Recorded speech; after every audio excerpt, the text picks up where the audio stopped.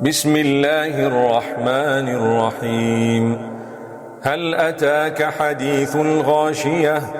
وجوه يومئذ خاشعة عاملة ناصبة تصلى نارا حامية تسقى من عين آنية ليس لهم طعام إلا من ضريع لا يسمن ولا يغني من جوع.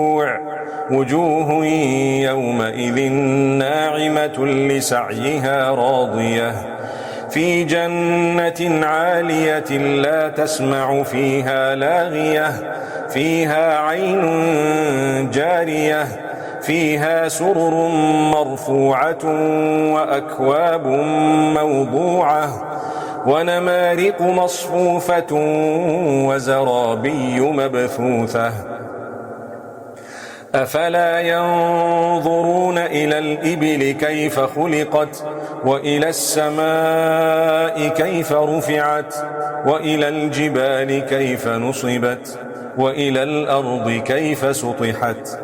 فذكر إنما أنت مذكر لست عليهم بمسيطر إلا من تولى وكفر فيعذبه الله العذاب الأكبر.